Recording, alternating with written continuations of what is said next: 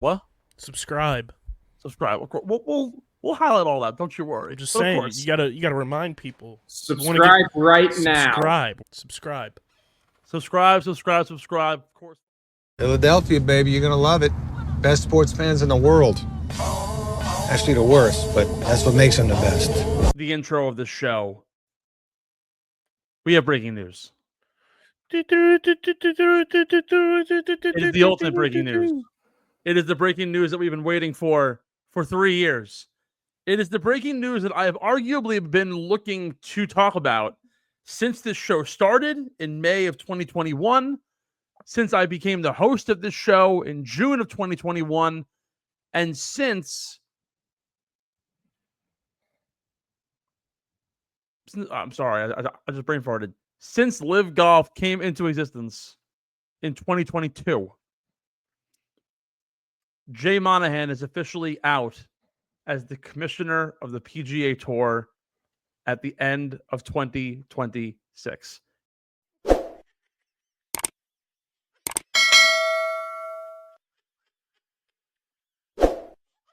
What's up, everybody? It's KB. Before we get into the episode, just wanted to remind everybody that the Get in the Hole podcast is presented by our good friends at Rita's Italian Ice and Custard in Sewell, New Jersey. You can check them out all season long at 288 Egg Harbor Road in Sewell.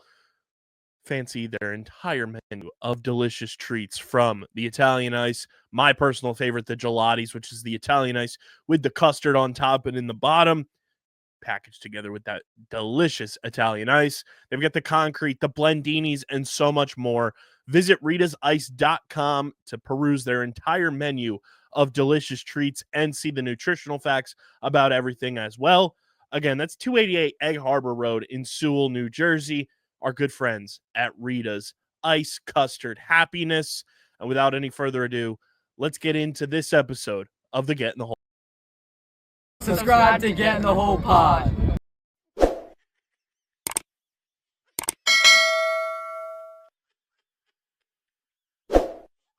He will be replaced by Brian Rolap, the former NFL media executive, who was responsible for not one, but two of the biggest media rights deals in NFL history, brought the NFL to its newest heights, and basically stole Christmas from the NBA.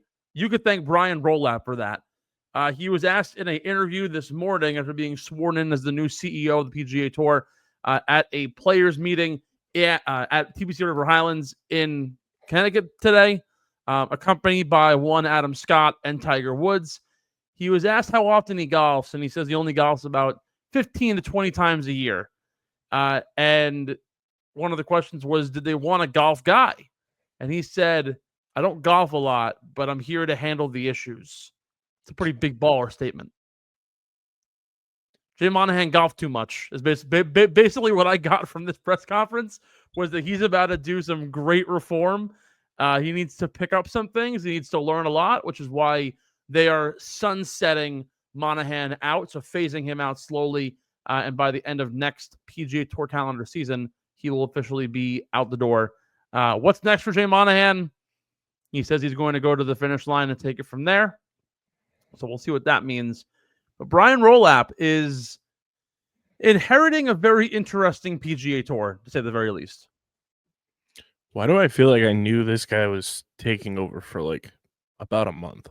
So it's funny because Brian Rolap actually wasn't even really on the radar for a long time. He has been one of the most coveted people to go somewhere else, right? He was courted by NASCAR until they ended up hiring Steve Phelps. He was the expected replacement to Roger Goodell for about 4.5 years. Everyone kind of like had the writing on the wall that when Goodell was going to call it quits, Rolap was going to come in because of how big he was in media negotiations. This apparently came together very recently and very suddenly. So it kind of was unsuspecting to see Brian Rolap get into this, mostly because I guess the tour reached out and he was able to get the approval from the PGA Tour. It's kind of like the anti-New York Knicks, right? They try and ask everyone for permission to interview them, and they tell them no. I guess the tour got a hold of him, and here he is. Can Can I put out an official statement, Steve? You know, you can you sound the breaking news marker for me? I absolutely can for you. Are you going to accompany it with the beeping? Yes. All right, good.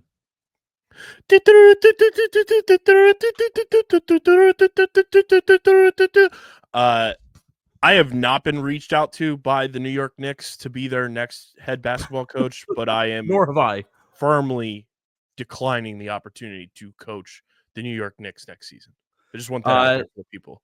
I want to let it be known too that I've not been reached out to either, and I will decline the opportunity to coach the New York Knickerbockers. I will only accept the position if James Dolan sells the team. I'm glad or alternatively finds a new toy to get distracted with. We can go down the rabbit hole here, and we could do it on the main pod one day about how I'm convinced this entire thing is happening because Dolan doesn't care about the Rangers, which is why they've been good for all these years. And the only reason why the Knicks had a 4-year period of really good success was because of the Sphere. And I know Colin Cowherd said it first, but I've been saying this forever.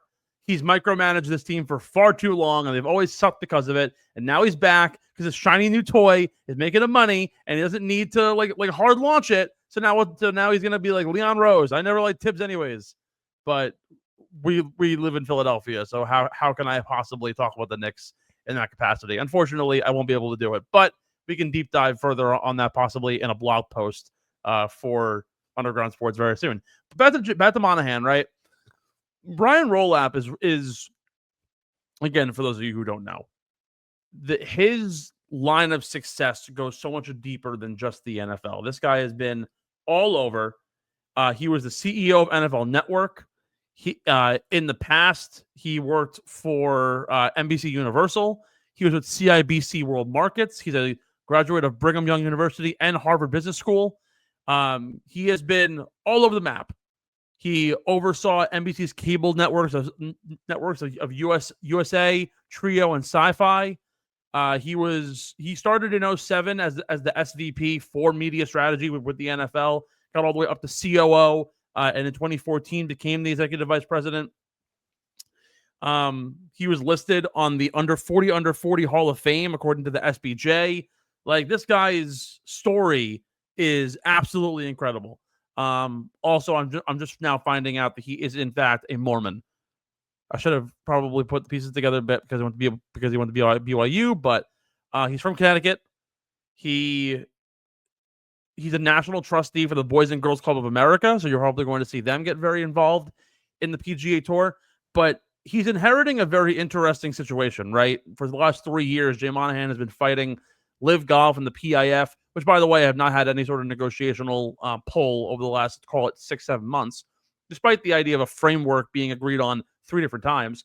So since 2022, he's raised purses. He's basically pushed the tour into bankruptcy. He's brought on third-party investment groups that include Fenway Sports, Arthur Blank, and so on. He helped create the TGL to try and get more eyes to golf as a direct reaction to LIVGolf. LIVGolf hasn't really done anything. And the PGA Tour has only suffered because of it, both in losing big names, losing guys like Bryson and Brooks and John Rahm and Tyrrell Hatton and so on. But on top of that, again, driving the league into absolute bankruptcy and devoiding themselves of any real substance. Cool, you're raising purses. But at the same time, you've let the entire tour run amok because now we want to lower field sizes and we want to raise purses, and we want to make it harder for everyone else to get a piece of the pie and get a seat at the table. On top of that, the PGA Tour has been losing viewership and has been struggling to try and gather an audience for a long time. This year's U.S. Open was the lowest rated U.S. Open in years. Was it because of the fact that only one guy beat the golf course? No, we want to see that at a U.S. Open. Is it because Spaun won? No, we enjoy seeing comeback stories and stories of people who we don't necessarily know about. Is it because Oakmont is a bad golf course? Absolutely not. The course is incredible, and I love watching players, instead of playing the field, playing the golf course. That's what makes golf incredible. The problem is that when you're jumping across USA to Peacock to NBC to CBS trying to get coverage of an event, you tend to struggle a little bit in order to get coverage. there's paywalls behind certain groupings and networks, ESPN Plus, Peacock, Golf Channel as a whole. So Brian Rolap's has big shoes to fill in trying to get the PGA Tour to the next level. And it's the exact reason why the tour originally was looking at Steve Phelps, the head of NASCAR, to possibly fill that role. He was responsible for growing NASCAR development and viewership over double what it was only 10 years ago. What's Brian Rolap going to do in order to make the PGA Tour the next big thing, go from a niche sport to a national spectacle? He has one of the most marketable people in the sports world in Scottie Scheffler. One of the arguably the best golfer of the modern era since Tiger Woods. How are you going to market that? Because let's be honest, you compare him to some of the other biggest names in sports. Connor McDavid, very marketable, and the NHL kind of flubbers that. The MLB does a horrible job marketing Mike Trout. They now suck off Shohei Ohtani, but previously Mike Trout was the biggest American name in sports. How do you market him? They didn't do it well. The PGA Tour can capitalize on a lot of different things, and we're getting to a very big apex point with this negotiation between the PIF and the PGA Tour. Will it even happen now under Brian Rolap, or are we going to let bygones be bygones and try and move forward and be devoid of a partnership? Who knows? But I'm curious as to what Rolap is going to do to make the changes necessary to bring the tour to new heights. Can I give my thoughts on where Jay Monahan's going to go next? I'm actually curious first and foremost on what you think about the hire of Rolap, but yeah. Can we make the meme with Jay Monahan's face on Kevin Durant, my next chapter? It might sound crazy, but would anybody be surprised that if let's give it 2 years, end of 2026, give Monahan some time to relax, play a little more golf than he has been able to. He ends up going to LIV. You want to laugh? I have 3 destinations for Jay Monahan after all is said and done. I think he either A, goes to LIV, B, he tries to become a politician. I could see that. Or the alternative is that he's going to try and buy a stake into the PGA Tour and try and like be an advisor or some like stupid thing, which is the most unlikely of the 3. I think the LIVGolf angle is really freaking funny. Watch Jay Monahan like move to Abu Dhabi and just like live next to Yasir Al-Rumayyan and be like, I'm the new chair of the PIF. Yeah, like it would not. What a shock world me in the slightest. What a world that would be. Would not shock me in the slightest. Again, I feel like I've heard Rolap's name like the last 2 months in my timeline, which is not very golf heavy. Surprise. Yeah.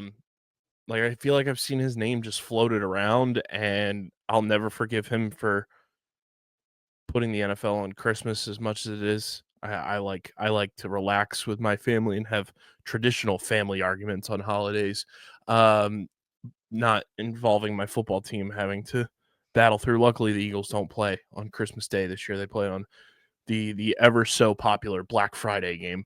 I don't know. I think this is something you've talked about on this show far longer than I've been a mainstay on here, and it's Monahan had to go. We had Monday Q Info on who said Monahan had to lose his job.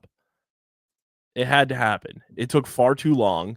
The dude had far too much power, and I mean, at the end of the day, he's a commissioner for all intents and purposes. And if there was a bad commissioner in any of the other sports, those owners would have had that commissioner uprooted and out of there.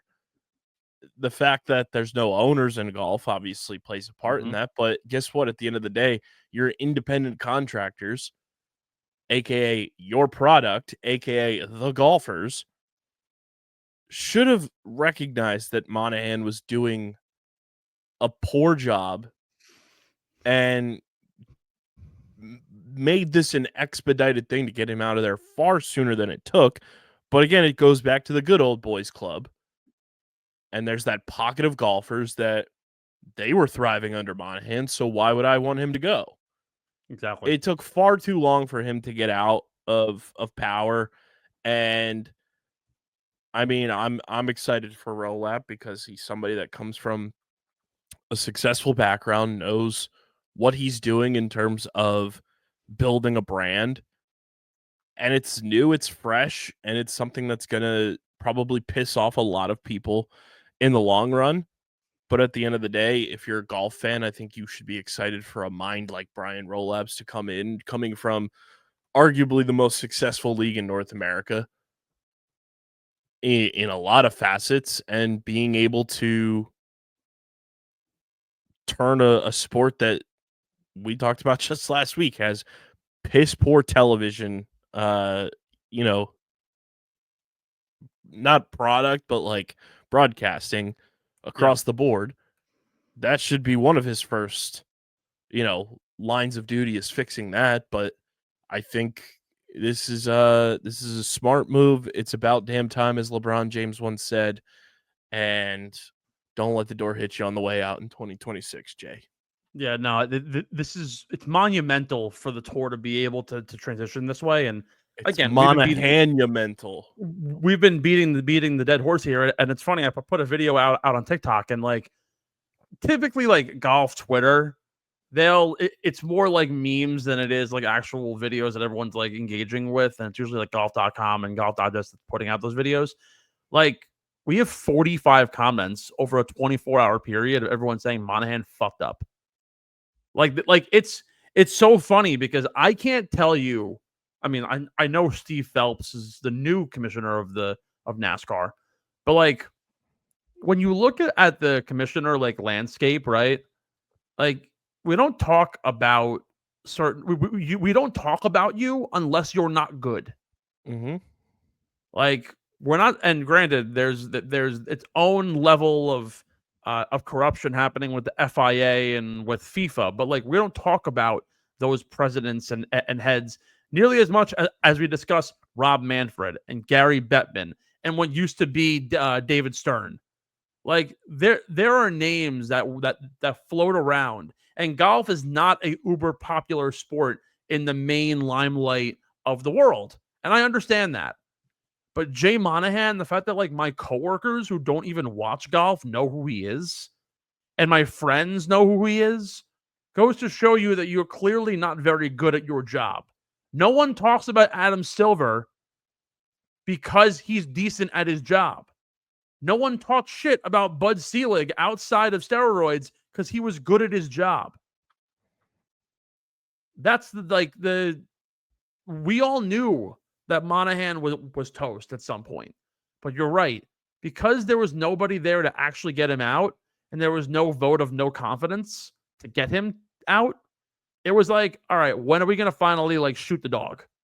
And unfortunately, the reality is that the Player Advisory Council and the members of the board at the PGA Tour didn't really have grounds to get rid of him because they didn't have anybody to take over.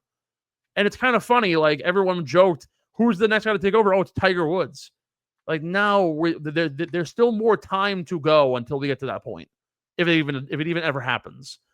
So honestly, the best thing that ever happened to him, it's almost like it's almost like his plans backfired on him, right? The whole point of PGA Enterprises was to create a for-profit entity. That's going to end up going to Brian Rolap because they wanted a for-profit body, a wing, that was going to be co-owned by the PIF.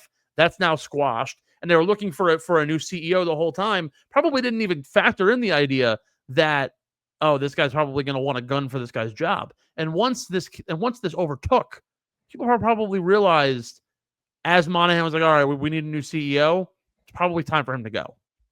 I think that's how things kind of went down. And I think Monahan, to a degree, also is sort of taking it like, it's time for me to go.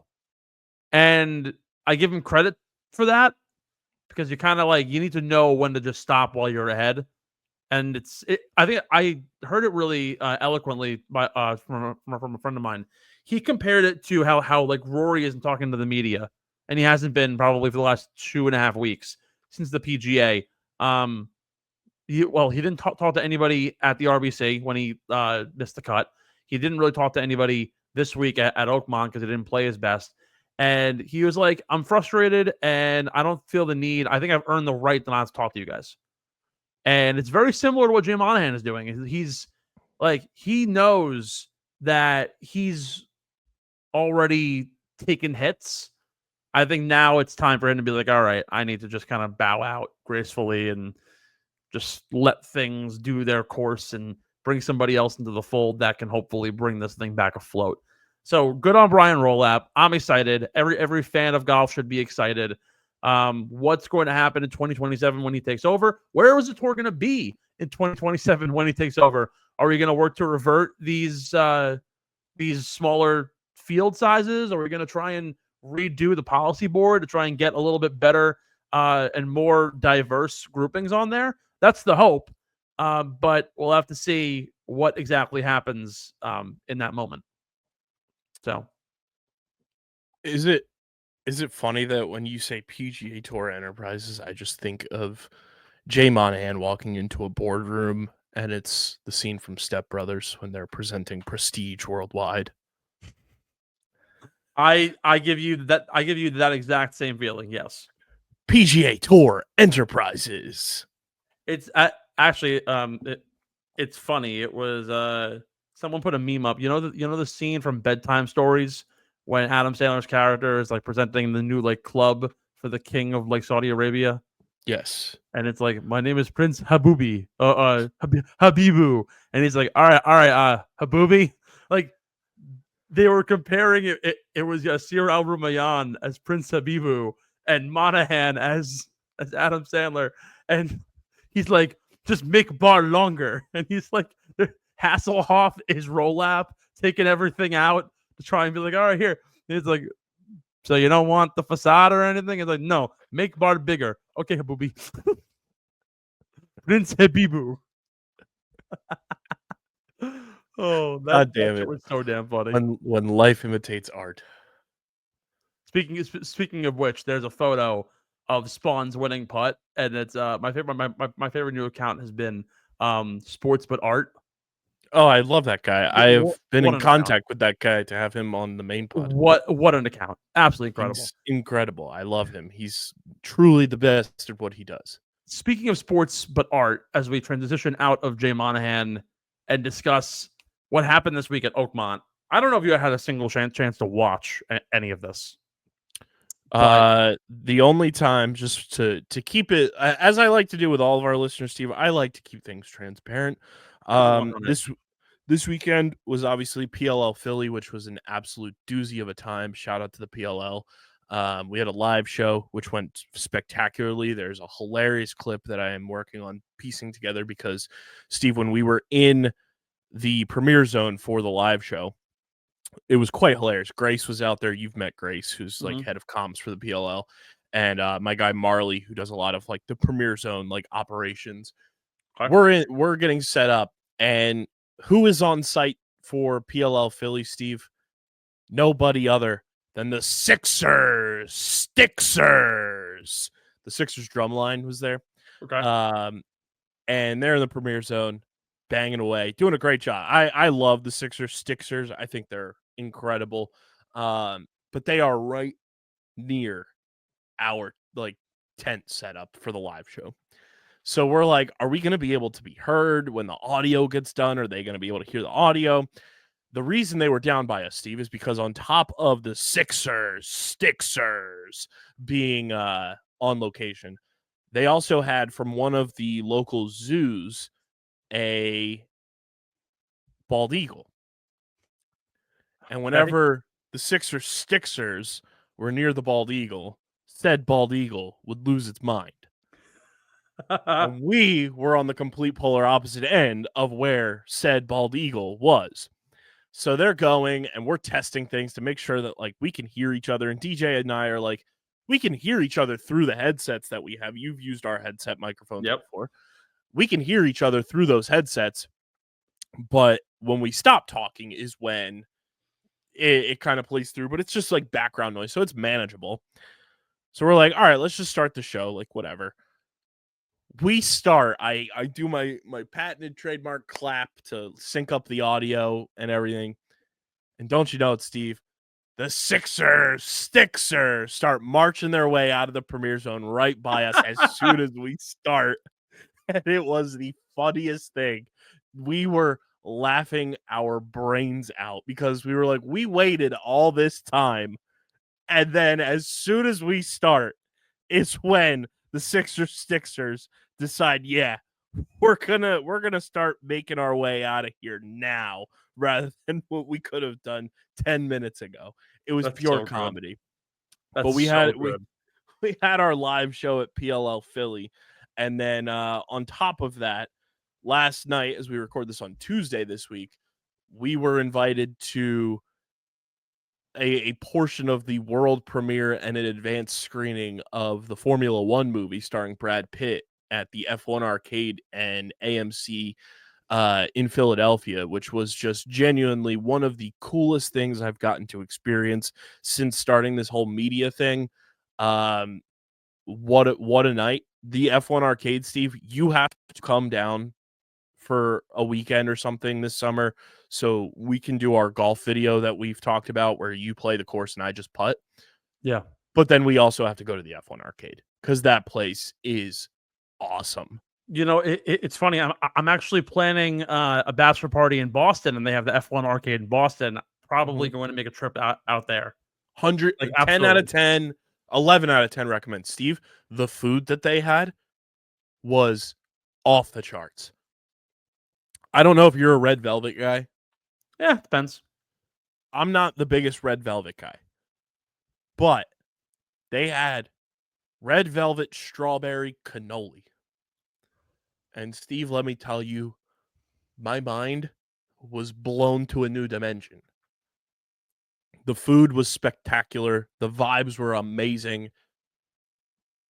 We got to see the movie, which I am now no longer under our favorite term, embargo. The embargo was lifted at noon today on Tuesday. You know, when people say embargo, like it instantly is like, oh, like I feel like I'm illegal. Literally. It was I definitely recommend seeing the movie. I know you and Kay like to do your Tuesday night movie nights a lot. Go see the F1 movie.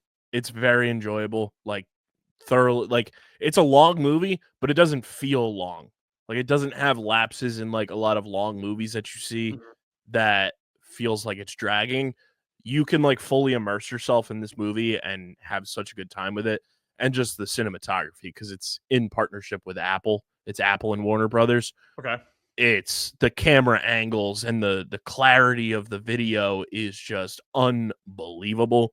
And Brad Pitt was genuinely awesome. I was like pleasantly stunned at how fun his character was. Yeah, so like that's really the big question. I feel like Brad Pitt's sort of fallen off a little bit over the last however many years in his overall like display. He hasn't done anything of note. That is fair. And this movie, I think, like reminds everyone that like, oh, Brad Pitt's that dude.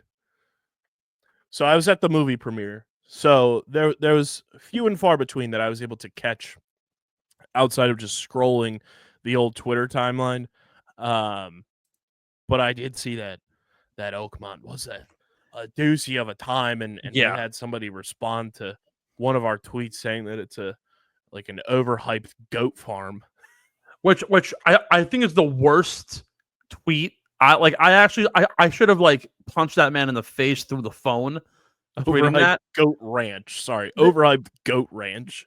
This is what I mean by like I don't understand the tastes and the interests of people. Like I might fall under the minority in a lot of senses. Like I love going to a baseball game and watching two guys battle.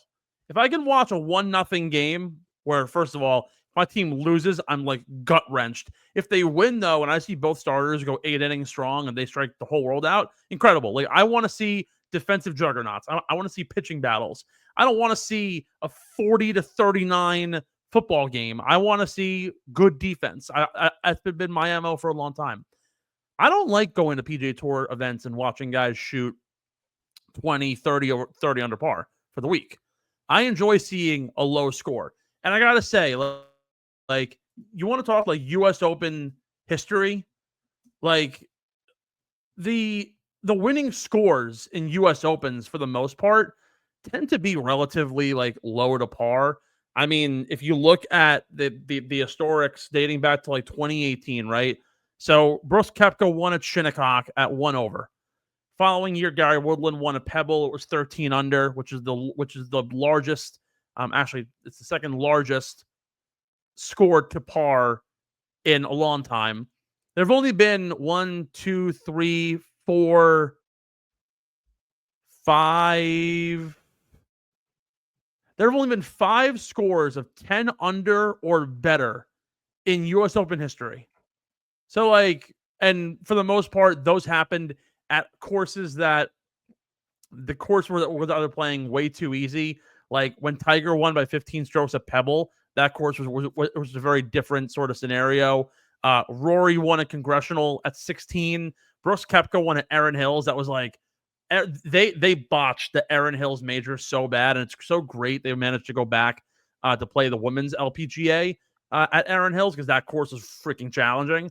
But like 3 scores at 10 under or better. The last time we saw that was Wyndham Clark at LACC, and that event sort of sucked. When Woodland won at Pebble, again, really low score. You go there every single year, but now you're actually getting it at a decent time of the year when it's supposed to be played. Over the last few years, the winning score to par is like 6 under par. And we've seen that in 2020, 21, 22, and 2014. Pinehurst, the Country Club, Torrey Pines, Winged Foot, historic golf courses. We have not seen a score outside of the Brooks Koepka 1 over score. We saw in 2013, Justin Rose won at Marion at 1 over. Webb won at Olympic at 1 over in 2012. Grant McDowell won at Pebble at even par in 2010. We haven't seen consistently guys winning at over par numbers since the 70s, really. Way back in the day when like Johnny Miller won at Oakmont, he won at 5 under, sandwiched in between 3 over at Medina, 7 over at Winged Foot, 2 over at Pebble, even par at Marion. Like, you don't see scores like that usually. And this is the one tournament that has the lowest score or the hardest score to par. And it truly is why it's the best major. It's because guys are forced to play the golf course. They're not forced to play the field. You can attack pins all you want, but truly, and Bobby McIntyre said it going into the week, if I can shoot even par and even 70 all 4 days, I can win this event. And what happened? One person beat the field. One person beat the golf course. And he did it with a 67-foot putt that honestly is so challenging to hit because there's rain all over the place. I don't care if you want to give me the Victor Hovland, give him the line bullshit. That's a hard fucking putt. 67 feet, up, down again, a break left to right, in the rain, heavy conditions. Like, that's a storybook putt. And it's one of the best moments that I have seen. And the beauty of it, and this goes back to what we were saying with Monahan earlier, you don't get stories like JJ Spaun without allowing people a seat at the table.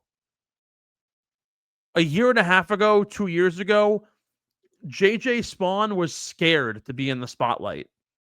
He could not hit clutch putts down the stretch because he had the yips. He got scared.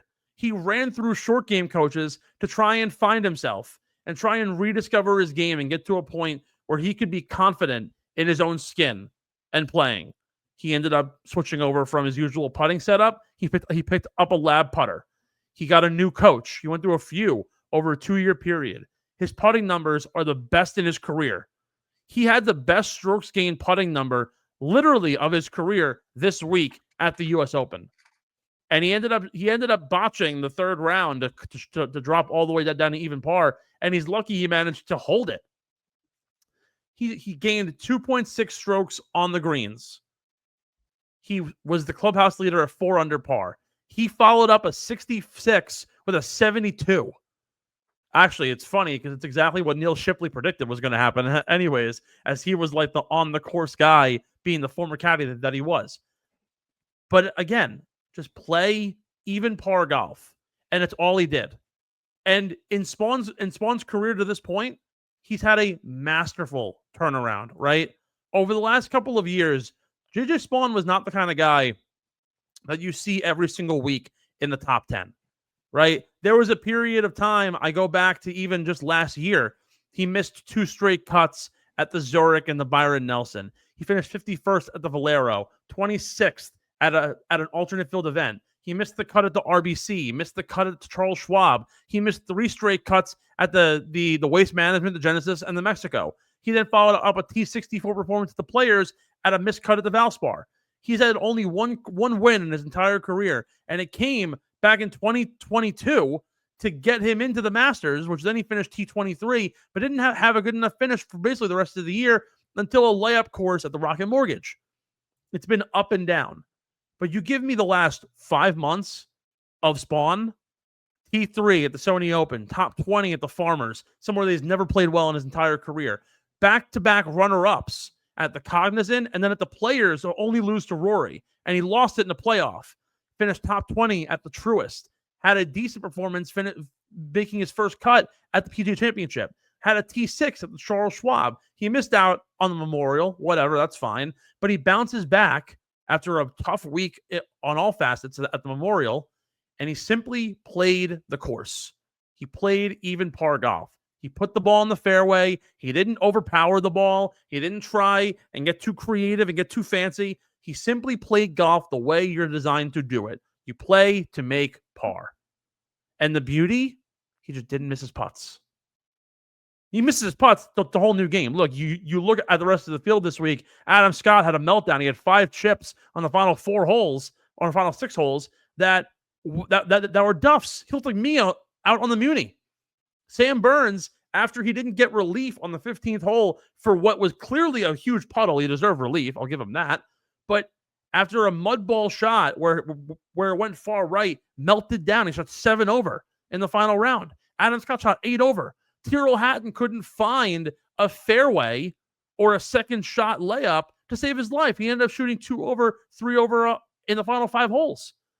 And what's crazy is that Spaun, this is probably the coolest stat.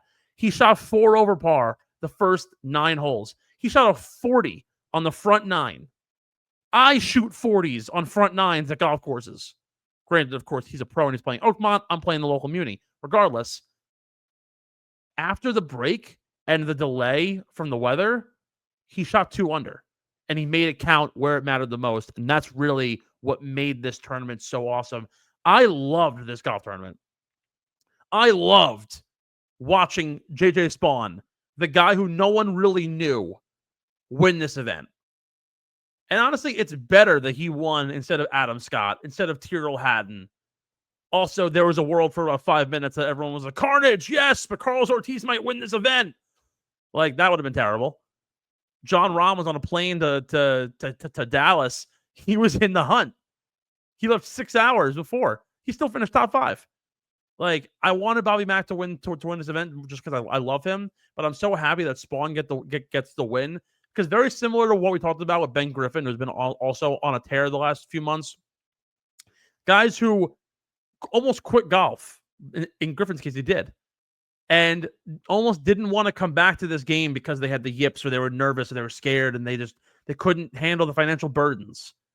Like, JJ Spaun is dealing with 2 young daughters and a wife, and he has to make the money for the house, and he's trying his hardest. And it's challenging, and it takes a mental toll on you, dude. But the fact that this guy is able to come out and win the event, and it's only because he was given a seat at the table a few years ago, and he had an opportunity to get a tour card and maintain it and work his ass off, is why we need to keep fields large. And it's why the U.S. Open is so amazing. It's open to everybody. That's what makes this win so great. And shame on the PGA Tour, and I've been saying this forever, for trying to limit field sizes, and shame on the people at the head of the table who have been benefiting their early on careers, and even the guys who, let's be honest, have been struggling as of late and who have been advocating for something like this. Because if it wasn't for the situation that Spaun found himself in this week, or that Ben Griffin found himself in 3 weeks ago, or that Grayson Murray, may he rest in peace, 6 months ago, or a year ago, won at the Sony Open. If they had not gotten a seat at the table early on in their careers because of the fact that they had larger field sizes, we would have never seen these opportunities, and we would have never seen these players do the things that they are capable of doing. And it goes even further than just that, right? The U.S. Open this year, you look at the leaderboard, there are a lot of guys who can credit their early career success to simply having the opportunity to be there. Sam Burns, Ben Griffin, Russell Henley, Thurston Lawrence, Chris Kirk, Emiliano Grillo, Ryan Fox, Victor Perez. Chris Gotterup has been struggling. He's getting his spot. Like Max Greyersman, there are guys who in this top 20 didn't get it served up to them and quickly got up to the tour ranks, like John Rahm and Cameron Young and Tyrrell Hatton and Victor Hovland and Xander Schauffele and Brooks Koepka and Rory. No, they had to fight for what they got. They're grinders.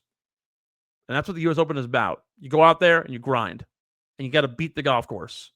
That's why I love this event. You're muted, sir. Sorry, that's from when I was coughing. I just want to remind the people on our sweet boy Ethan's last episode when we discussed this golf course and everything that we said, hey, it's gonna be cool when these guys have to earn it at the U.S. Open. We brought that up. Ethan and I were in lockstep there. We said, yeah, you're professionals. Go earn that shit. Yeah. We said it here. We tried to tell the people. And look, you all enjoyed it, you dirty little scumbags, you. Hey, we told everyone Philly cricket was gonna be really fucking hard. After day one, they're like, they're shooting 30 under. No. I mean, look, granted, everybody knew going into this event that it was gonna be fucking hard. But we didn't think it was gonna be this hard. To see guys duffing chips left and right. And honestly, it's crazy because the rain, they were like, oh, the rain's going to make it easier to play. It made it harder on Sunday. Those guys, like Sam Burns, looked like he aged 5 years in the last 4 holes. He was struggling big time. I aged 5 years in the last 2 hours. Honestly, yeah. So that's the beauty of it. Also, I have to acknowledge this, and you weren't watching this. So there was a weather delay for about, let's call it an hour, and I'm sitting on the couch. It's Father's Day. I'm bonding with my father-in-law and talking about the common things that you talk to your father-in-law about, right? Like stocks and war, and the fact that I had Bobby Mack and Spaun in a 6-man pool. And you were talking wins above replacement with your pop-in-law? Oh no, I was not talking about that kind of war. It was in lockstep with the stocks. Actually, it's like, yeah, bought some money in Raytheon. I'm like, oh god. I'm like, my wife told me a long time ago to never talk about religion and politics, and here I am. Then again, he's my father-in-law, so I feel like I'm kind of allowed to.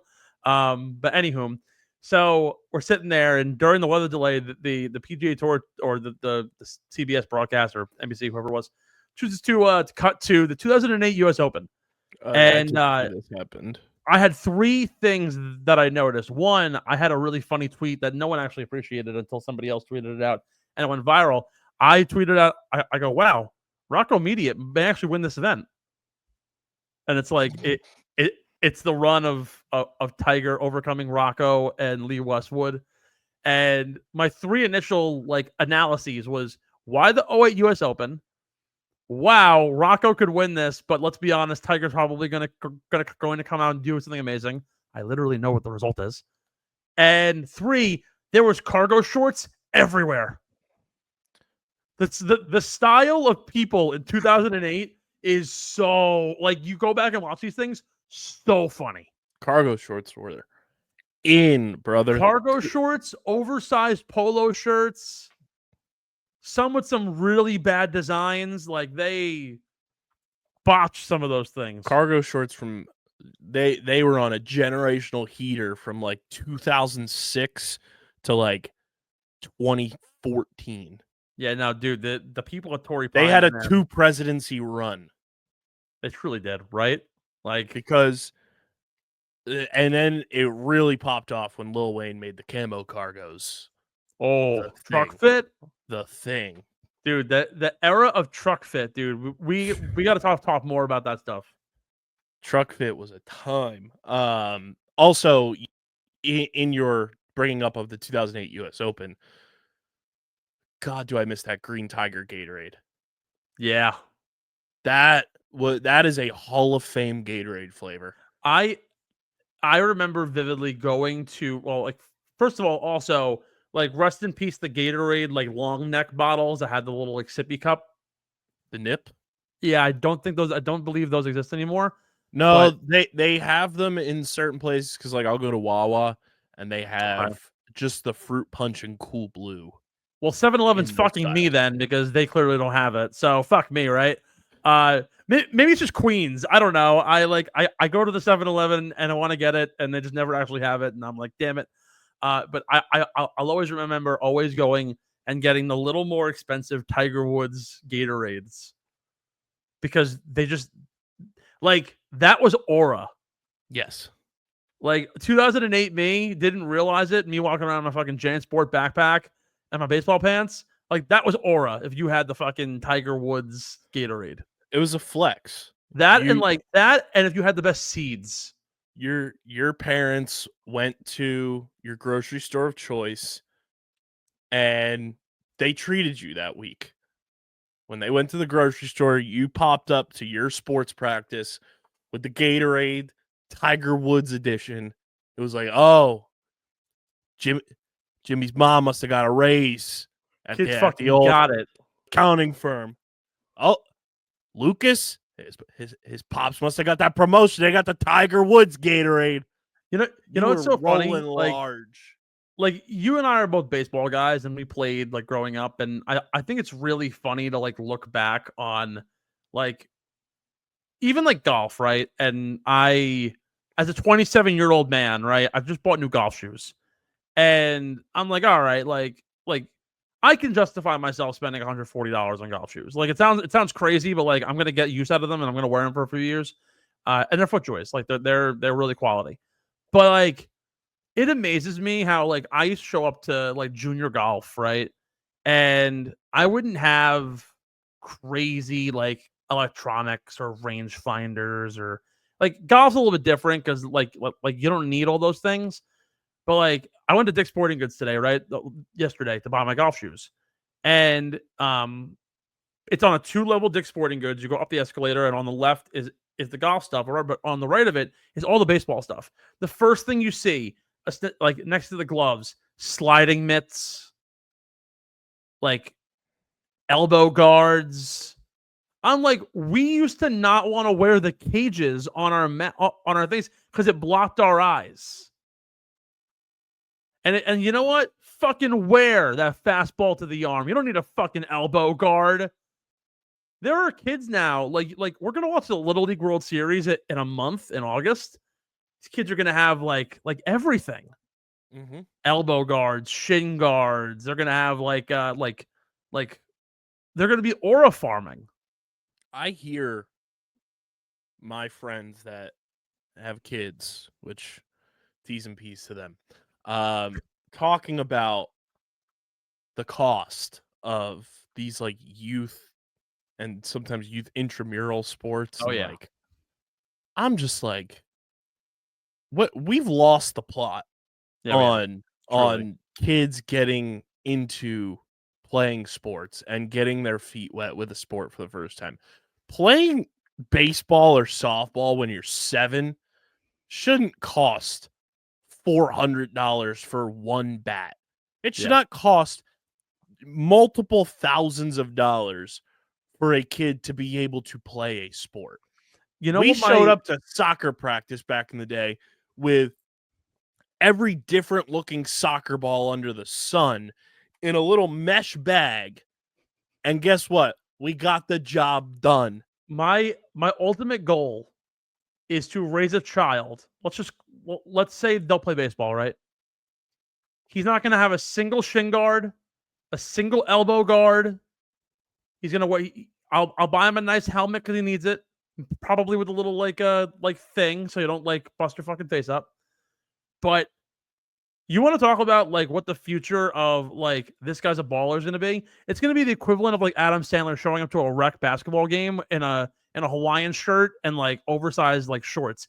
The kid who doesn't wear anything, the kid who shows up to the basketball game in ankle socks and no shooting sleeve, no undershirt. He just shows up in fucking balls, no headband. No, fuck that shit. That kid's gonna have absolutely nothing, and he's gonna be the best player on the field. That's gonna be freaking aura. The most I will do for you is one singular line of eye black. None of this like crosses and like Drip King lacrosse where the whole face is black. Don't even get me started on that guy. Well, basically anybody who plays defensive line and that kid. Like the you can have one thing. Maybe I'll buy you the tape that has the John 3:16 because you want to believe in God. Like good for you, fine. But I'm not buying you a shooting sleeve for you to fucking shoot 3 of 12 and embarrass me as your father. You get out there and play. There's levels to this shit. I want you to take hard fouls, drive to the rack. My coaches used to tell me, and now, like, granted, I didn't grow up with a father, but I had a lot of like father figures, particularly through the lens of like coaches. And one of my coaches in middle school, I'll never forget it. He goes, "Steve, if you don't get 4 fouls this game, you didn't try hard enough." I'm like, you know what? Goddamn right. First thing I went up and blocked some kid. I got a flagrant 2.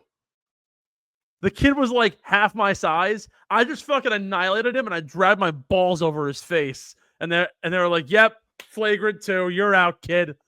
And I was like, "What?"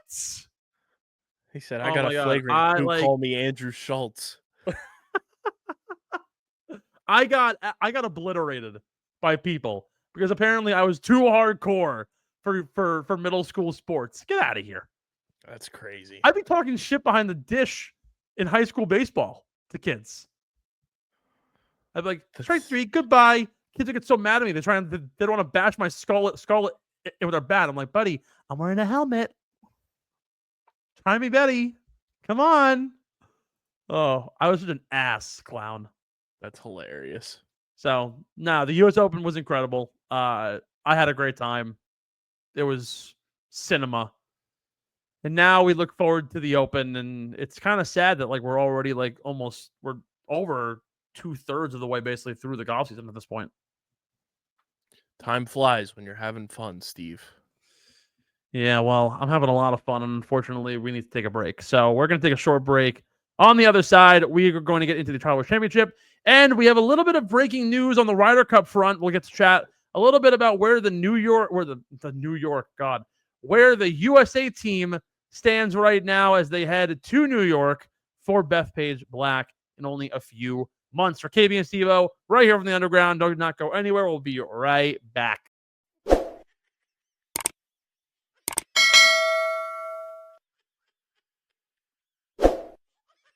Get in the Hole is brought to you by PHI Apparel Company, our incredible merch partners. PHI Apparel Co. provides unique designs and high-quality clothing from t-shirts to hoodies for every golfer around. With their original designs for all, there's no doubt you'll stand out on the course, the driving range, or at the 19th hole. Go to phiapparel.co and use code UNDERGROUND at checkout for 10% off any order. That's code UNDERGROUND at phiapparel.co and grab exclusive Get in the Hole podcast merch and support your favorite golfers.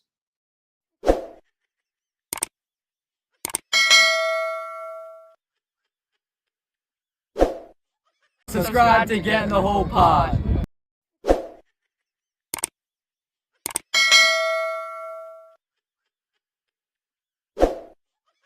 Welcome back in, ladies and gentlemen, to Get in the Hole. We did not get to any of our awesome shout-outs for our merch partners and all of our other great partnerships. So let's run the gamut on a few of those as we jump in here to the second half of the show. Want to give a shout out to our friends over at 47 Brand, keeping us nice and cool on the golf course. I went out on Friday. I played Brentwood Country Club in one of the oldest courses out here on Long Island. And let me tell you, my 47 Brand hat was keeping me not only fly as hell, but so cool with that burr technology.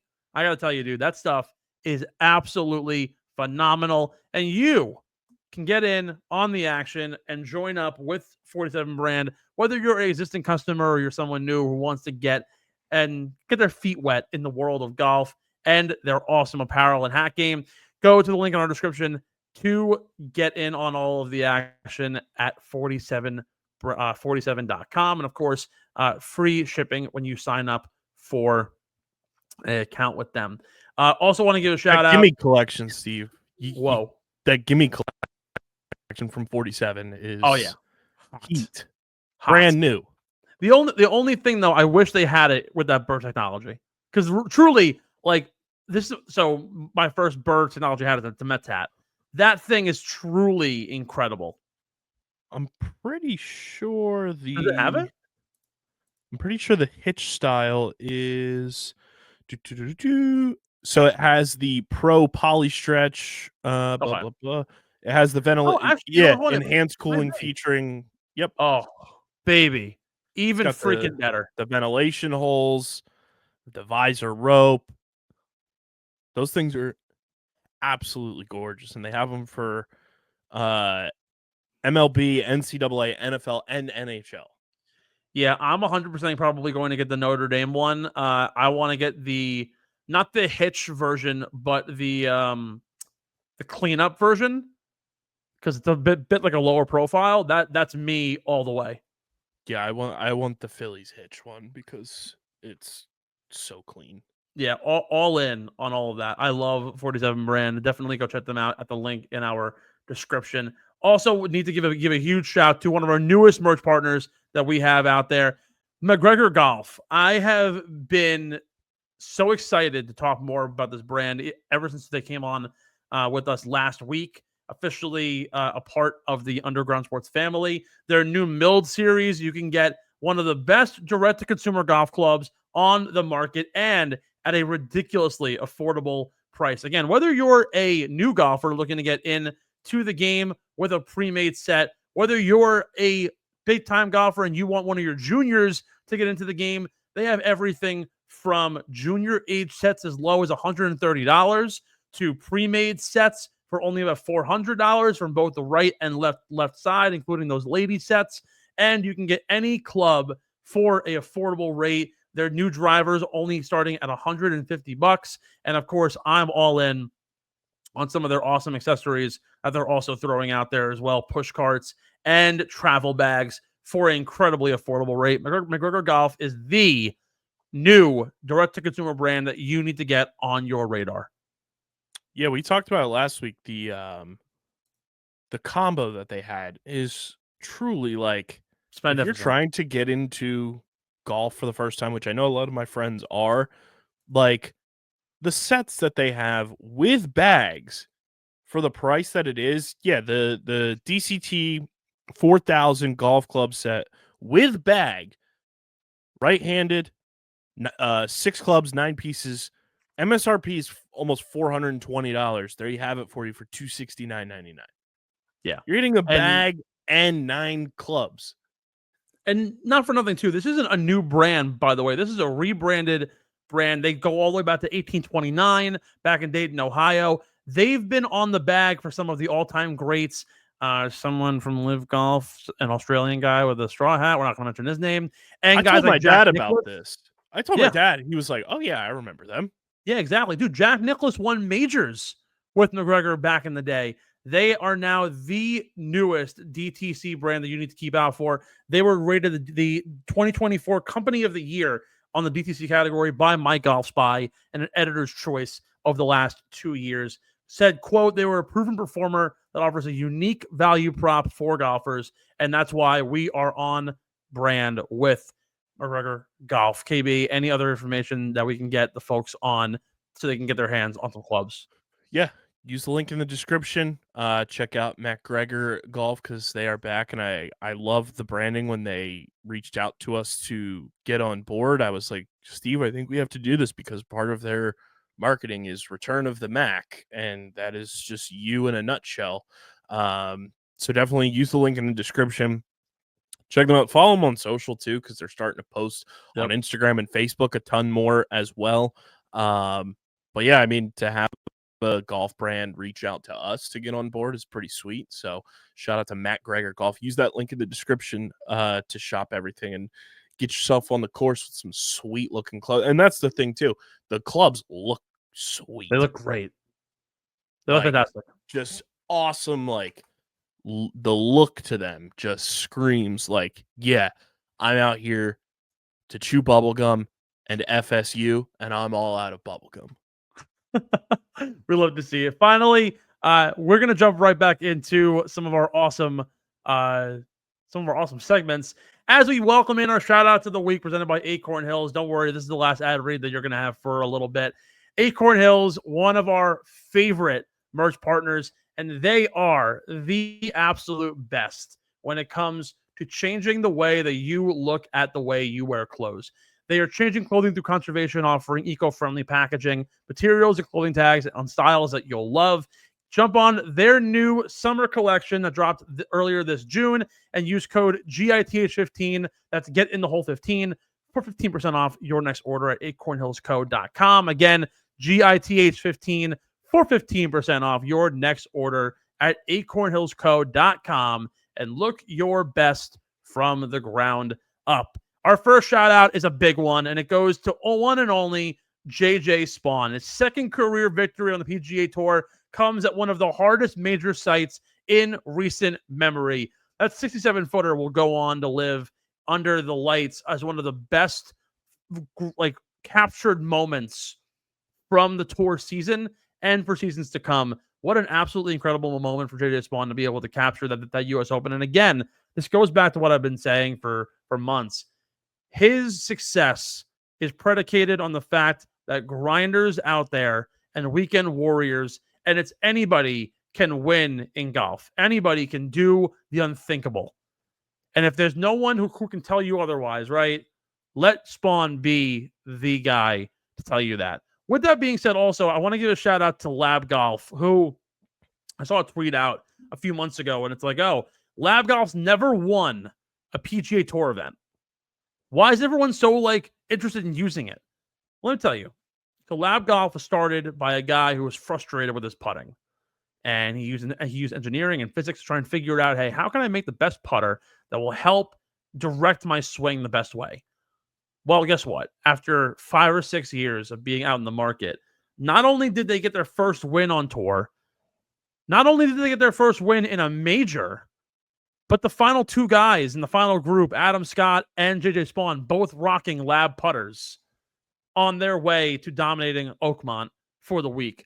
So shout out to LIVGolf for getting their first big win. We're gonna see a lot more lab putters out there. They're definitely battling the likes of Scotty Cameron and Odyssey putters and TaylorMade Spiders as becoming one of the newer clubs on the market that people are going to really be turning heads about. So awesome stuff from Lab. Want to give a shout out to Bobby McIntyre, a huge runner-up finish for the young Scot. Let me tell you, this finish for McIntyre is so crucial and it's so vital because not only does it solidify him as one of the top 30 players in the FedEx Cup right now, it also moves him to a solo fourth spot on the possible European Ryder Cup team. Now, he was a captain's pick last year. He is really coming to his own this year. So good on Bobby Mac. Anytime that I can hype up the lefty, I will do it. And also, I love this guy. There was a tweet, just like a video that was trending of him in the clubhouse watching Spaun finish, and he sees the putt and he's just clapping. And one of my favorite follows, Brett Kirshner, goes, when they build the volcano, the onion volcano at Hibachi, and it's just McIntyre just clapping and enjoying it. That was a great and absolutely tremendous tweet that I have saved in the archives for when I need it. You clapping like that just reminds me of the episode of Jimmy Neutron where he like loses all of his like smartness, and it goes to his brain. It's the monkey with the symbols, and he's just like, funny monkey. What a random pull that you just pulled out of your ass. Incredible Oh my God. references. Final shout out. I want to give our birthday shout out. It happened yesterday. We're recording here on a Tuesday, but I want to give a happy belated birthday to one Phil Mickelson, the notorious lefty. Is one of the greatest players of all time. Whether or not you agree with his current status on the LIVGolf tour, there was a video that surfaced after missing the cut. He shook the hands of all the parking attendants and all the clubhouse attendants and people who were helping out at Oakmont. Truly still is a class act. At the age of 55, Philip Alfred Mickelson celebrates his 55th birthday. The 57-time professional winner, 45 tour wins, which sets him 8th all time. He has six major titles, including 3 Masters tournaments, 2 PGA championships, and 1 Open that he won in 2013 at Muirfield Golf Links. Unfortunately, this might have been the last time we see Phil Mickelson at a U.S. Open. The one event that he has not won in order to get to his Grand Slam title. He had 6 second-place finishes. It's so unfortunate to see that this might be the last time we see Phil. We might have seen Phil at the U.S. Open, but hopefully we'll get to see him soon and hopefully, potentially, take home the oldest major champion, as he currently actually already holds that record at the PGA, but we'll see if he can do it at the U.S. Open soon. And I am on our favorite website, onthisday.com. Steve, are you ready for the other famous birthdays today as we record this on Tuesday? Let's hear it. Celebrating a birthday today, Edward I, King of England from 1272 to 1307, who subdued Wales, warred against Scotland, and expelled Jews from England. Not a great guy. Not a great guy. The first 2 were so good. And then not a great guy. Dude, yeah. Those first 2 comments were so good. And I was going to make a comment, be like, wow, he's in a sick life. And then you not a great throw out guy. that he expelled. Also celebrating a birthday today, James Weldon Johnson, born in 1871, American Harlem Renaissance poet, lyricist, who wrote the Lift Every Voice and Sing song, civil rights activist, and leader of the NAACP in Jacksonville, Florida. I had not a great guy ready to go. I can't believe you. Also, I know that you were not ready to say that because you read it and you were like, I'm shocked that I'm even reading. No, I had it ready to go. Oh my God. I was more so like ready to see your reaction. For a minute, I thought you were doing it like you were reading it without knowing what was ahead. Kind of like when Kevin Harlan did the one ad read, and he was like, this just proves that I will read anything put in front of my face. Yeah, not a great guy. But James Weldon Johnson, pretty great guy. 1871 to 1938, American Harlem Renaissance poet, the lyricist who was responsible for writing Lift Every Voice and Sing, civil rights activist, and leader of the NAACP, born in Jacksonville, Florida, on this day in 1871. Also celebrating a birthday today is, where did he go? He's got a great nickname, Steve. This is why he's on my list. Here he is, Elroy Crazy Legs Hirsch, an American NFL running back and end from the LA Rams, born in Wausau, Wisconsin. Also celebrating a birthday today is one of Judy's favorite people, Steve. Might be her favorite person other than you.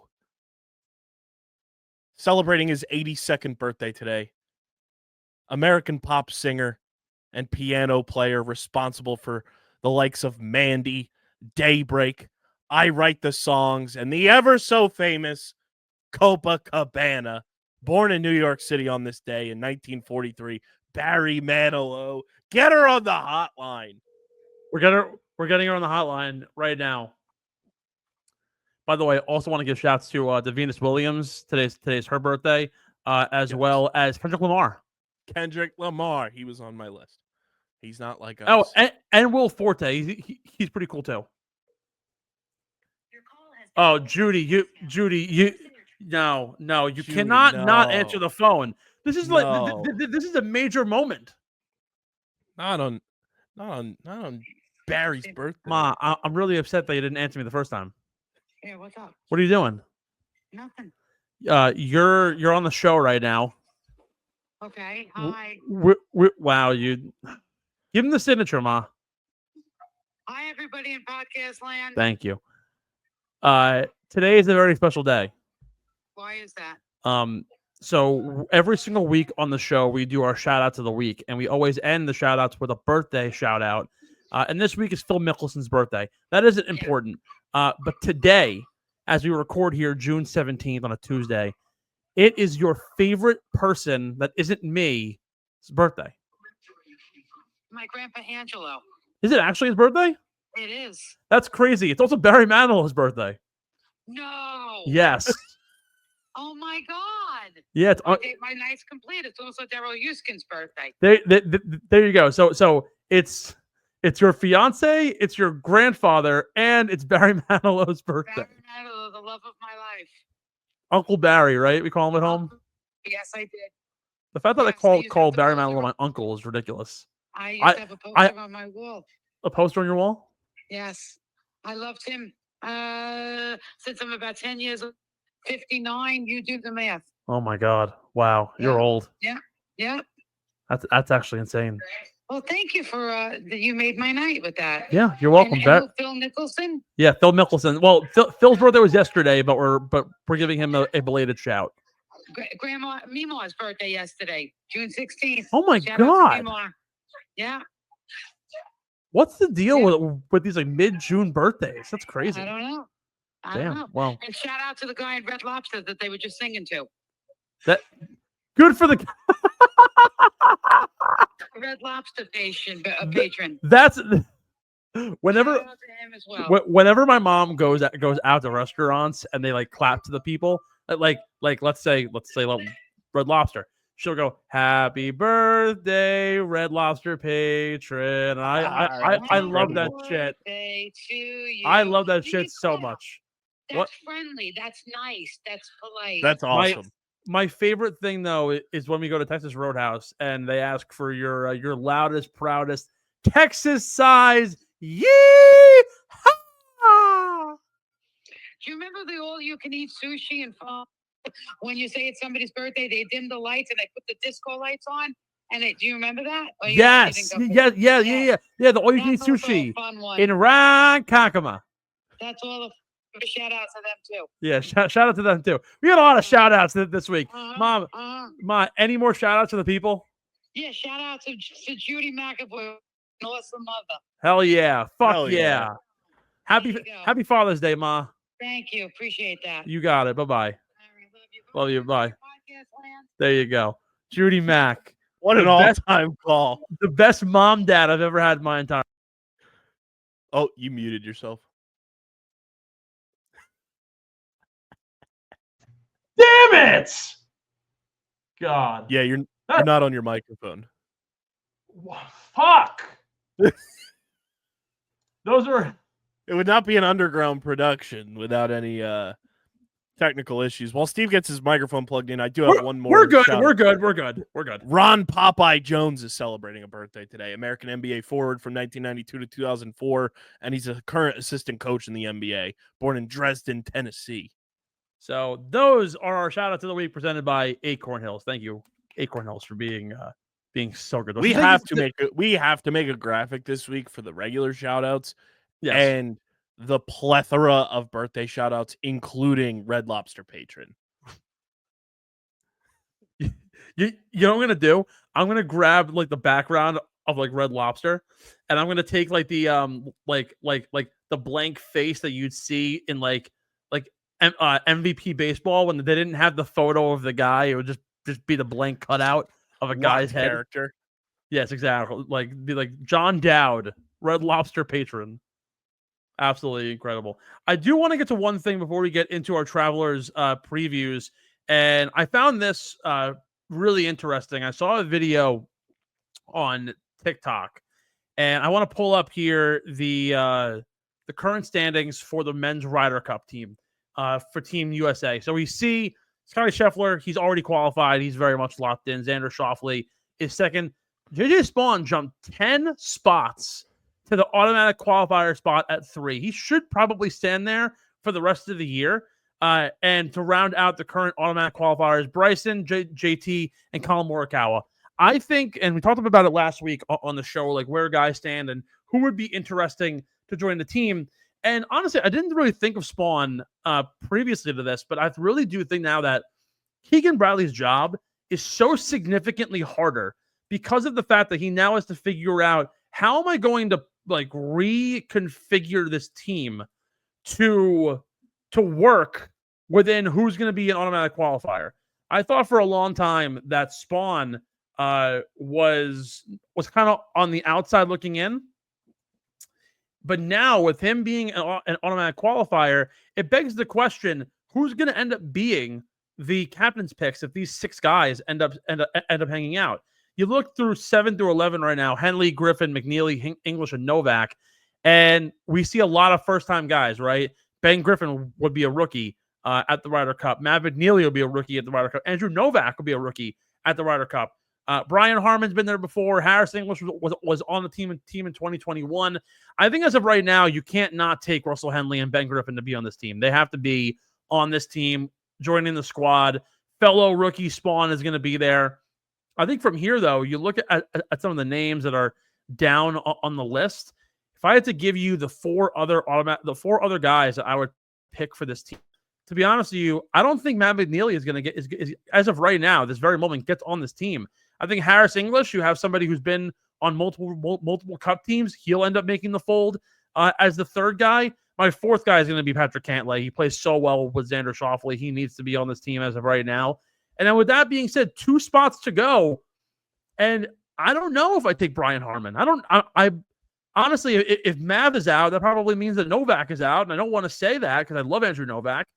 But like you gotta look at Danny Berger's had a great year. Sam Burns has overtaken Denny McCarthy officially as the best putter on the planet.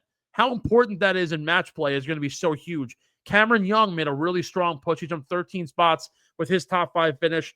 I mean, Hoagie's out. That's not really happening.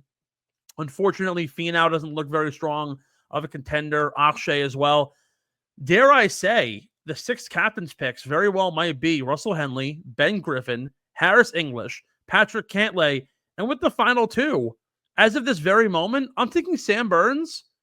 And that final guy, which people are not going to like me when I say this, I truly, in my heart of heart, think Jordan Spieth is going to be on this team. And it's not for any reason of, it's the boys club. It's just that now Jordan Spieth is kind of turning around his game a little bit. He's had a really good run as of late. He's been putting the ball tremendous. That's been his bread and butter for a long time.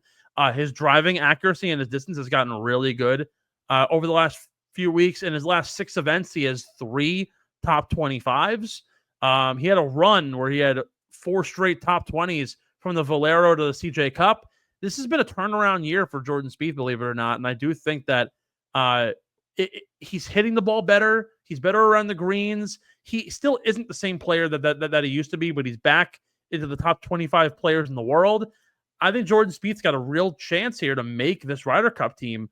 And he deserves it as of right now, amongst guys like even an Andrew Novak and even a Keegan Bradley as a player coach. I don't think he would qualify there right now, but that last spot, I'm very much between Daniel Berger and Jordan Spieth. Yeah, I don't know if I agree with Jordan just yet. He hasn't really, like, in a consistent basis, shown me enough. Yeah, but in a vacuum, though, and the reason why I say it, the veteran leadership, the knowledge of the Ryder Cup, the ability to play on big stages, and he knows Bethpage well enough. I feel like that's the one thing holding him over a lot of people. And it's no slight to JJ Spaun, like hell of a victory.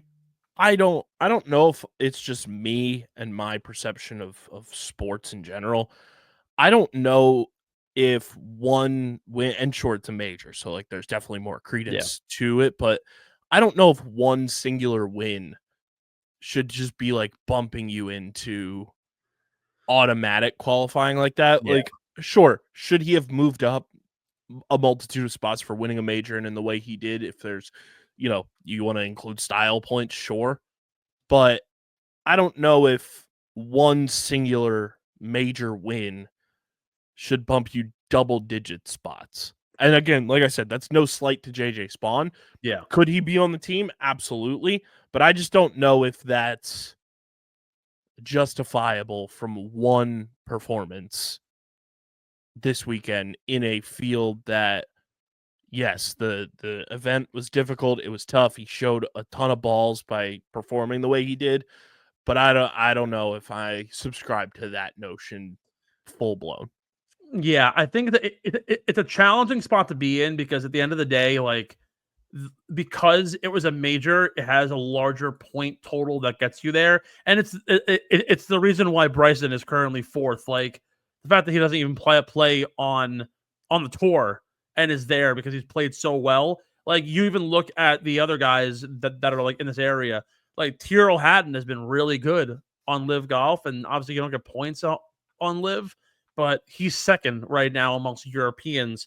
Like John Rahm isn't even close. Actually, in fact, nobody on LIVGolf is even close to that top 12 spot either. Like it's a very, very wide range. John Rahm's currently 17th. Just like to kind of give you a example there. Like he's far and away very different, and the point totals are different for both teams. They rank their players in very different ways.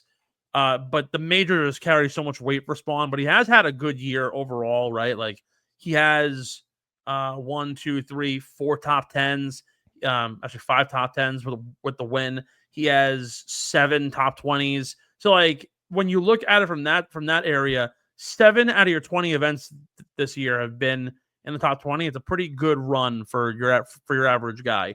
But and no discredit to Spaun whatsoever, but I just don't see JJ Spaun as a catalyst on this team.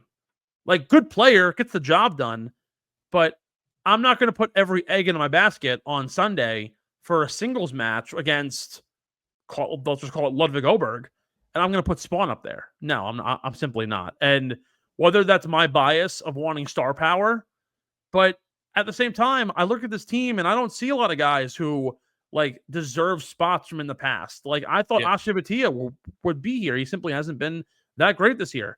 Like would I love Tony Finau as a captain's pick? Yeah. But the reality is he hasn't played good enough golf to get there. Would I love to have Wyndham Clark? Sure. I'd love to have Billy Horschel as well, or Patrick Reed, one of the all-time guys, Max Homa, Sahith Theegala, but they have not played good enough golf to put them in a position, unlike guys like Ben Griffin, who's had a monster the last 3 months. Andrew Novak, who's been on a tear the last 4 months. Harris English, back from injury, has a win, has played tremendous. Like, those guys deserve it. And that's who they're going to end up bringing. And maybe, you know what? I hope that in 4 months, when we go to September at the end of the month and we watch the Ryder Cup and I'm there, that I'm eating my words right now, saying that there isn't enough star power between Griffin and Novak and McNeely and Henley and English and Spaun. If those guys make the team, I hope they go undefeated.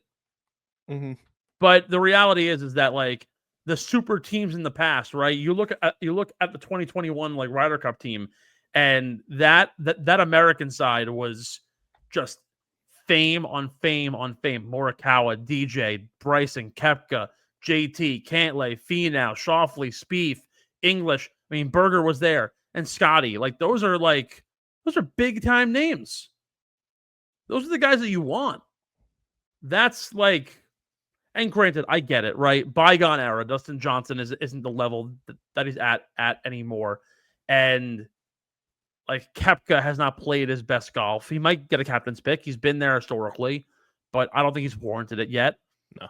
So right there, that's 2 spots that go to the guys like Griffin and Henley. But when you really break it down, like that year, the 6 automatic qualifiers were Colin, DJ, Bryson, Koepka, JT, and Cantlay. Like you were able to get Xander Schauffele as a captain's pick. You were able to get Scotty Scheffler as a captain's pick. That's not going to happen anymore. So it's harder when the list gets a little bit chopped down to a degree. So, but I also think like those years too, like the depth of elite players was deeper. Yes, would like those years where you had like the captain's picks there, like the depth of elite players now, like we're seeing new guys kind of just like emerge and they're playing at an elite level. Like Novak has been one of the most consistent players this entire year. And that's all of our like fandom bias aside for him. Like he's been in the mix week after week after week after week after week after week. And like the talent we talk about all the time, like both on and off pod, the talent that's on tour right now from the American side of things, it's not huge pocket at the top and then kind of just like a bunch of mid. It's the former bunch of mid is like very good to as close to the elite pocket as possible right now, which makes things for Keegan a lot harder because you have a wider net to cast because the fish in the sea are playing like not at the same level, but they're playing consistently enough that any given week, for comparison's sake, you're going to see Andrew Novak and JJ Spaun competing for similar spots in a given tournament. Yeah. Where back in the day, even, 4 years ago, that was not the case. But my only issue, though, too, is where we currently stand in the rankings, right? You can even go back to 2023. The 6 automatic qualifiers were Scheffler, Clark, Harmon, Cantlay, Homa, and Schauffele. Now, Max Homa was having an incredible year. He deserved his spot, but he disappointed in the Ryder Cup. Wyndham Clark only really got there because of the major, and I'm very off the hill on Wyndham Clark. I'm just not there with him. The one major victory that he had has propelled him to this level. And then he had the Mickey Mouse 54 hole win at Pebble. That's really it over the last 3 years. There hasn't been enough guidance there for me to be like, all right, Wyndham Clark is there. Brian Harman didn't really show up either in the Ryder Cup. He didn't have the level of play that you wanted to see. Mm-hmm. So did they kind of sort of shoot the pooch, I guess, because guys played really well? Yeah, kind of. Brian Harman went 2 for 2, and he was second most in points, but also just that's just because they got dominated, not on their home soil.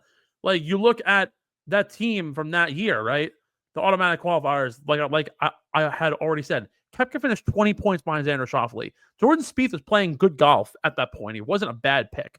Morikawa was struggling. He couldn't putt at that point. Ricky Fowler and Justin Thomas should not have been on those teams. Cameron Young should have been on the team, but they got the captain's picks.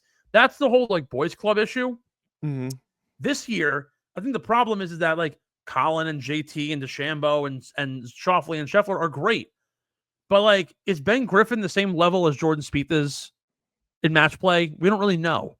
Harris English, he's a good back end guy, but so is Tony Finau. Patrick Cantlay needs to be there. He'll catch up. He'll play his good runs of golf.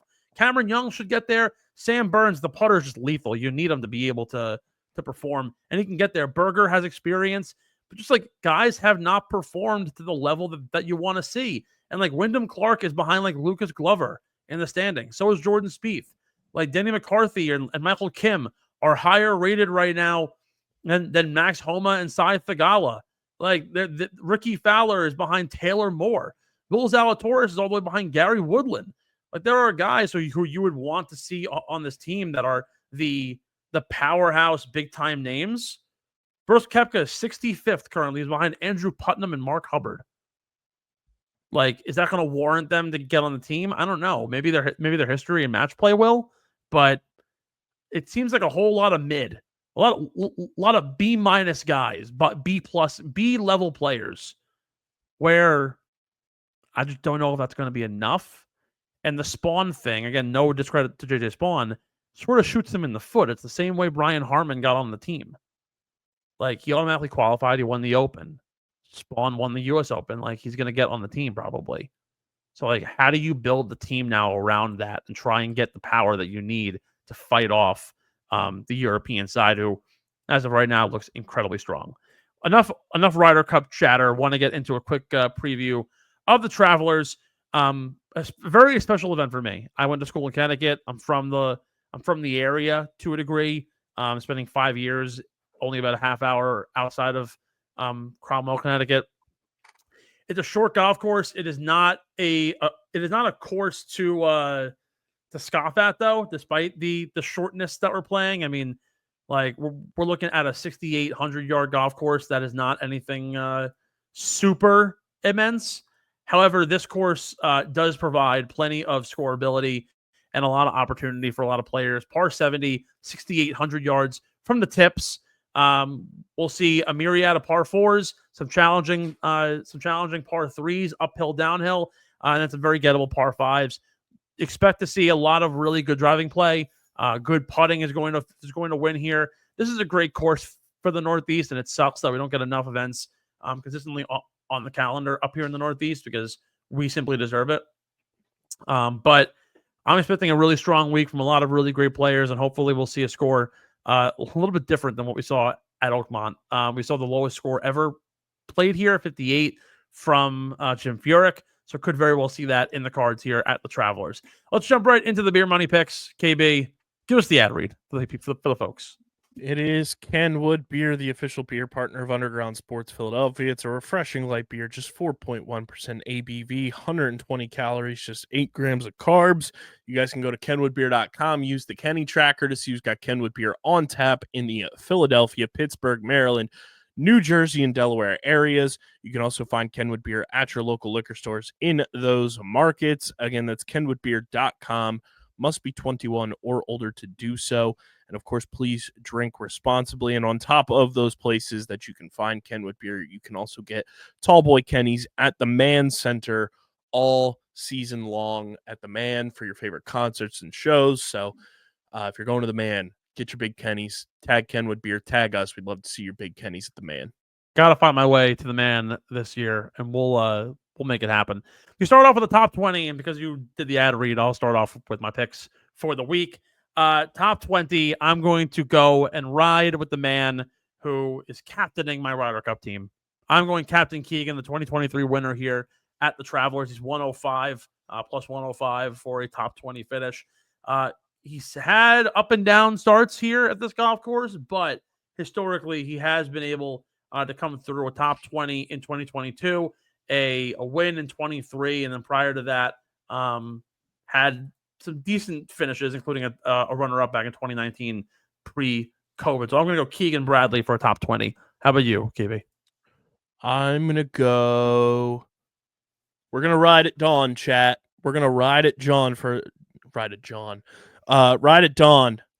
our boy at plus 180, including ties top 20. Ricky Boys for life. Give me Ricky Fowler. I got to tell you, dude, I've been so bad. I went 0 for again this past week, and I've been like struggling like insane. You aced, you're making miss the cut, but otherwise we were so bad. You're up by 5 on me, so I need winners. I need oxygen. That's 2 parlay make miss cut that have hit since that might be my bread and butter, Steve. That might be my bread and butter. I don't know what it is, but I have been struggling so mightily in this category, and I need winners. I'm hoping this week will provide it. My top 10 this week, I'm going plus 220 on the card. A really good track record at this golf course. I'm going to go with Justin Thomas to finish in the top 10. Over the last few years, this course has been a stalwart for JT's career. He didn't play in 2021. He didn't play in 2022. He didn't play in. He finished T9 in 2023. In 2024, he finished 5th. And prior to that, he's had some really good finishes at this course as well. But the recent success is where I will be jumping on JT for a good driving game, good putting game. Top 10 for him. Who you got? At plus 175, including ties, I'm going Patrick Cantlay. You take Cantlay for top 10. I take Cantlay for top 5. He's plus 360 in that category. This is a get right week for Patrick Cantlay. He needs to be able to get up and high on the board in order to support that Ryder Cup standing right now. His approach game has been tremendous. The putting has been above average. The distance on his drives has been good. He's been an above average player overall this year, and it's shown up to the tune of a handful of top fives. He just hasn't been able to get over the finish line. It's crazy to think that Patrick Cantlay, of all players, has not won a golf tournament since 2022. Like he's been the perennial, always a bridesmaid, never a bride kind of player. And this is going to be a big week for him to get right on a short golf course that he usually tends to play very well at. Back-to-back top tens at this course. He finished 4th and 5th here in the last 2 years, respectively, as well as a top 13 back in 2022. So I will go with Patrick Cantlay for a top 10 and a big moment for him. Who you got?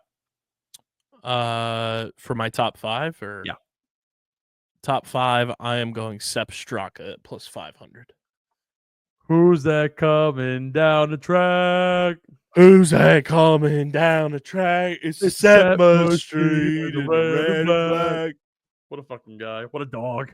What a dog. Go Dogs. Give me picks of the week before we get into our ladder plays. I gave him a lot of shit for the Ryder Cup segment just a moment ago, but I'm going to go I'm going with Brian Harman. Listen to this stat. So I'm thinking Brian Harman top 30 at plus 100. But you want to get a little bit crazy? 6 of his last 7 appearances at the Travelers Championship, he has finished in the top 10. How is he plus 100 for a top 30? That's insane.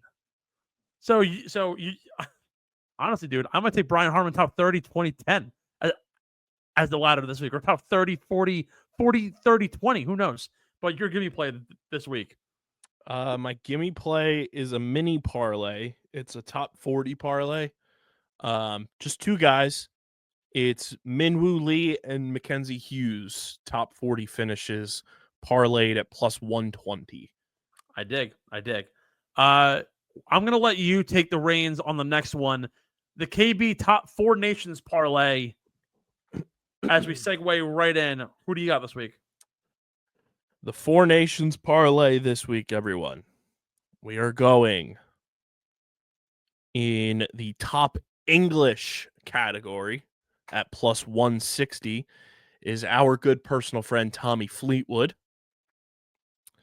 which is separate from Great Britain and Ireland. There's 2 tabs here on DraftKings, which is where I'm using. So we're taking the entirety of England. So it's top English, which is separate from Great Britain and Ireland this week for the tournament. Okay. The only English players on the list are Tommy Fleetwood, Aaron Rye, Matt Fitzpatrick, and Harry Hall. Okay. So we're going Tommy Fleetwood. We are going with the top continental European, and that will be the Set Machine in the red and black at plus 330. We will go with our top Oceania. It's going to be Jason Day at plus 260. And then, Steve, we're pulling trigger here. Top USA. We're going with the man, the myth, the legend, looking to defend his title. Scotty Scheffler plus 210. I dig. What's the total payout on this this bad boy? This parlay is plus 12,376 odds. A $10 bet wins you $1,247.68. But as I always say, I would only bet $1 on this because you never know, which will still pay out $124.76. So you give the big stuff. I'm going to be a bitch and give you a 5-1 ladder parlay. My 40, 30, 20 because I need winners. I've been gouging money. I feel like the one gif of the guys in Fairly Odd Parents funneling the money into the furnace. That's been me betting on golf for the last 3 weeks. Top 40 at minus 150. I'm going to go Andrew Novak. Top 30 at minus 150. I'm going to go Daniel Berger. And top 20 at plus 110. I'm going to go Ben Griffin. So Novak 40, Berger 30, Ben Griffin 20 for a 5-1 payout. $10 will net you $50. That'll be my ladder parlay of the week. Finally, your winner at the Travelers. Who you got? I mean, he's on a surge of defending titles, so how can I not take plus 280 Scotty Scheffler?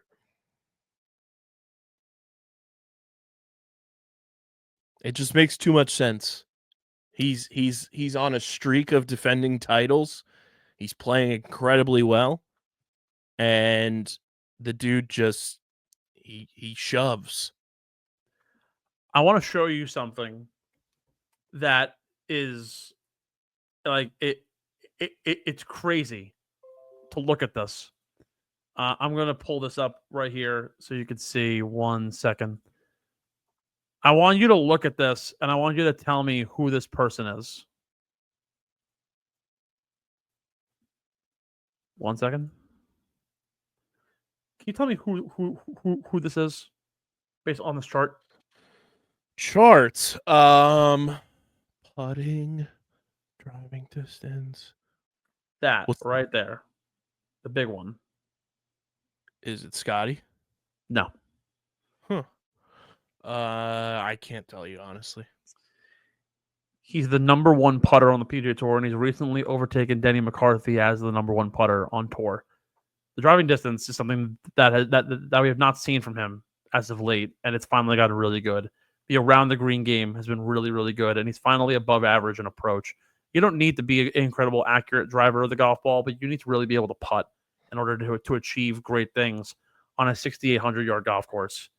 There's only one person that I entrust with my entire life to win this golf event. His name was in the top right corner. I fumbled there.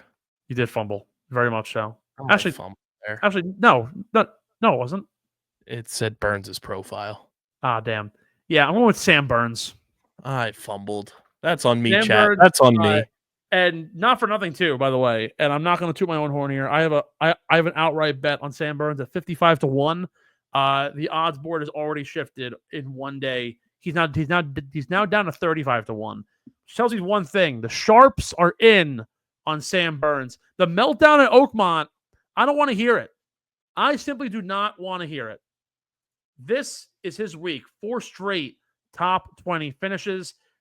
6 top 20s in his last 7 outings, including a runner-up finish at the RBC Canadian Open and what could have been a runner-up at the U.S. Open. Had that one hole on 15, he had gotten some relief, could have just made his par and moved on, but instead melted down and finished 7th. I'm all in on Sam Burns this week to win the Travelers Championship. Folks, that's going to do it all for us here. Episode 209 of the Get in the Hole podcast. Actually, one last thing before we go, because I really need your opinion on this. Wyndham Clark destroyed the locker room at Oakmont. He really needs to get suspended. This is the second week, in a row for him, or second time in 3 weeks. He's vandalized property. He's on his Chris Sale grind. Pretty soon he's going to cut up his polos. Yeah, dude. The Oakmont should ban him. The USGA should ban him from next year's event. Whoa! What the fuck is going on here? What the fuck is up, chat? What the fuck is happening? Oh my god! Would someone call for a champion? Holy my shit! God. What's going on? Look who it is. What's going on? This is like the stuff on Yeah. TikTok where it's the guy who calls the mom and is like, John Cena in a Royal Rumble. Bro, I Holy just got done recording shnikes. my show. I see you guys talking about golf. I'm like, well, the champ needs to make his presence known here because I've been playing Pat. a little golf myself. And Pat. Steve, it's been a while since I've seen you. Last time I saw you, you were not married.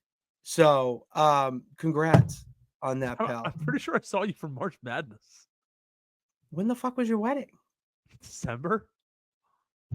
Well, time doesn't make sense here in the Shenanigan Shack down here. So Nonsense, right? yeah, Let me the tell ya. captain of all things. Oh, you want me to hold on? Oh, he has another hat? What's up? You call the yeah. captain? Oh, Call the my captain. God. Call the fucking captain of all things nonsensical and the champion Hey, Chief Scotty Pitts. Hey, Pat, what was Hey. the best show on ESPN? Aired around 4:30 every day, right when you got home from school? Around the horn. Yep. All right. You've been reality'd. We love we love Pat Pitts, but holy shit, dude, the nonsense is just absolutely incredible. Fun fact: people forget Pat Pitts, original co-host of this show. Oh, I know. What do you mean? Yes.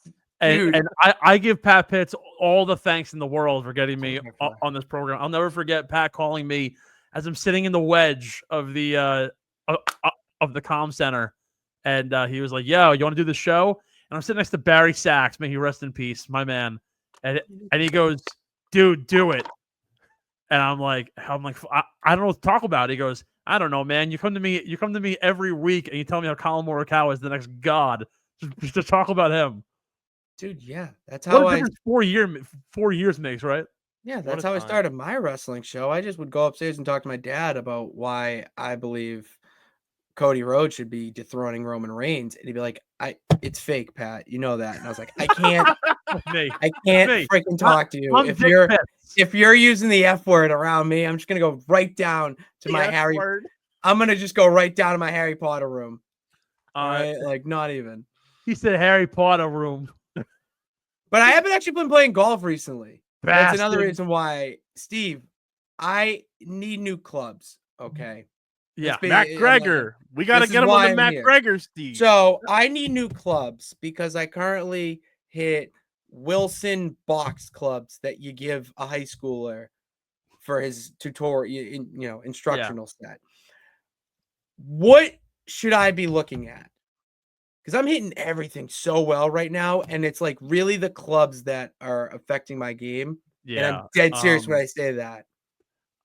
Let's wrap the show, and I will talk to you off air because I can do this for 3 hours, and we need to close up. But you know what? This is a great spot to shout out McGregor Golf, the newest DTC brand on the market and partner of the Get in the Hole podcast.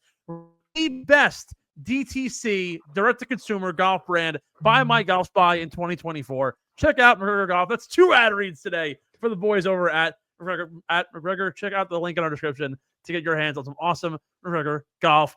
Pat Pitts, thank you for jumping in. We appreciate your time. We're going to talk in a little bit. Who's going to win the Travelers this week in Connecticut? JJ Spaun. Perfect. There you go. I do not think he's in the field this week. He is. Rory McIlroy. Even better. Perfect. Give you one more name. Is Spieth even going anymore? Yes, he is. Perfect. All right, so it's Spaun, Okay. Rory, and Spieth out of the boy Pat Pitts. We got That's your Scotty nonsense picks out of right KB, there, baby. and I'm taking Sam Burns. It's going to do it all for us here on. Oh my God, I can't even speak. On Underground Sports and Get in the Hole, episode 209. Be sure to follow us on all of our social media platforms at Get in the Hole Pod, Twitter, Instagram, TikTok, and the like. And of course, on our platforms here, Apple Podcasts, Spotify, YouTube, wherever you get your favorite podcasts. Sure to leave a 5-star rating, leave a comment, tell us what you like, what you don't like. Any sort of comments, concerns, questions, or hate mail, it's either me or KB. We'd love to hear from you. And on YouTube at Underground Sports PHI to get all your content from all of our awesome shows and all of our awesome channels. For KB, that's Pat Pitts, the man of the nonsense, and I'm Steve McAvoy. We'll see you guys. Thanks for listening to Get in the Hole, the official golf podcast of Underground Sports Philadelphia. Catch us every week wherever you get your favorite podcasts, and be sure to like and subscribe on Apple, Spotify, and YouTube. You can follow us on Twitter and Instagram at Get in the Hole Pod, and follow Underground Sports Philadelphia at Underground PHI. We'll see you next time, and remember, get in the hole!